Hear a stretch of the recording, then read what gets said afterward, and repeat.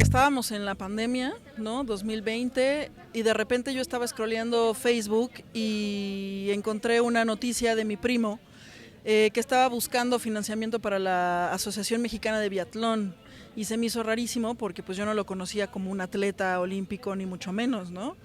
Entonces le escribí y le dije, ¿qué onda? ¿Qué estás haciendo? Él pues estaba viviendo ya en Austria y me contó que estaban buscando financiamiento porque él y un amigo suyo querían llegar a las Olimpiadas de Invierno en Beijing en el 2022 y que necesitaban dinero para el equipo. Y pues eso me llamó muchísimo la atención, se me hizo sumamente interesante y le dije que por qué no teníamos una conversación, él, Raúl y yo, me contaron un poco más sobre su historia y les propuse hacer un documental sobre pues toda esta travesía, ¿no? Hacia las Olimpiadas. Conocí a Christopher como el primo, ¿no? de Emma. Nos caímos súper bien, o sea, quiero mucho a sus primos, a todos, son súper chidos, pero con Christopher hubo como una química, yo creo por la generación, por la edad, por el contexto social, ¿no? También Christopher viene de un lugar como muy parecido a donde yo vengo, una escuela cerca de donde yo estudié, entonces hicimos mucho clic. Cuando Emma me dice lo del biatlón, curiosamente pues es un deporte que mucha gente no conoce, ¿no? En México sobre todo. Yo siempre he sido, no soy una persona de ver deportes, no soy como, ay, me encantan, no veo las Olimpiadas y eso, pero sí las de invierno me gustan. Y desde hace muchos años, con mi abuelo y eso, veíamos el biatlón. Y de todo el crew, en realidad, creo que los dos fritos que sabíamos que era el biatlón era la editora, que fue mi compañera en la escuela, en el CCC, Marlene, y yo, ¿no? Y y entonces, cuando me dice Emma que está Christopher hicieron la Federación Mexicana de Biatlón, yo dije, ¿qué? Como, o sea, ya hay una federación y además es tu primo. Entonces dije, pues debe ser una broma, o sea, no creo que esto sea posible.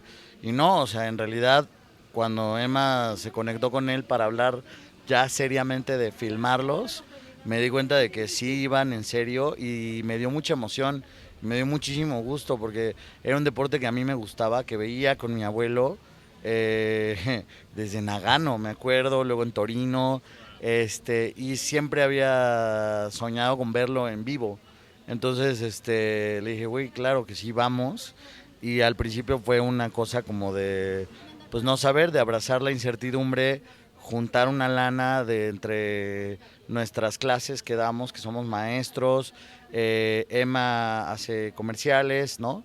Y entonces todo ese dinero y Mitsuko Villanueva, que es la productora, nos puso otro poquito de dinero al cochinito y nos pudimos ir a filmar el documental. 3 semanas, 4 después, pues tuvimos que regresar por justo cuestiones pandémicas y entonces ahí empezó como a ponerse un poco más serio todo, ¿no?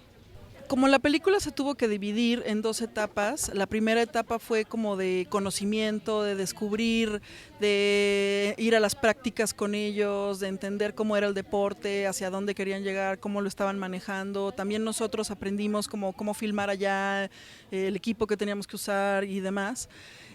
Y nos sirvió ese lapso entre la primera etapa de filmación y la segunda etapa de filmación como para entender un poquito hacia dónde queríamos llevar la película. Sí, era una película sobre deporte, pero también queríamos contar algo un poquito más allá, ¿no? Sobre la identidad mexicana, sobre quiénes somos, cómo nos ven en el extranjero a los mexicanos, y también este proceso de madurez, ¿no? Que uno va viviendo durante la vida. Entonces, cuando llegamos a la segunda etapa de filmación, pues ya teníamos como todo este concepto y como toda esta idea de qué es lo que realmente queríamos que la película reflejara. Y pues nos encontramos con que ya eran papás, con que justamente ya habían madurado, Christopher ya no podía seguir compitiendo, o sea, como que pasaron muchísimas cosas que nos ayudó justo como a cerrar, ¿sabes? Como ese círculo. Siempre hacer un documental pues es incierto, ¿no? Tú puedes tener tu escaleta documental súper definida y ya haber tenido entrevistas previas y como una línea muy clara, pero pues al final es la realidad.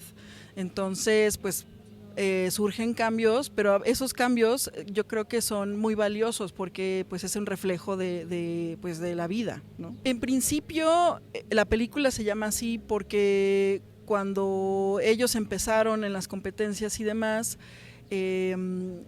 los veían como un chiste, ¿no? Se burlaban un poquito de que, pues, ¿qué hacen dos mexicanos en la nieve?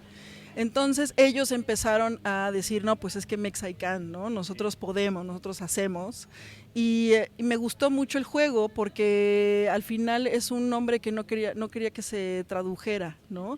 Se puede leer como Mexican, Mexicán, no es para México, es para el mundo, ¿no? Cómo nos ven en otras latitudes a nosotros los mexicanos.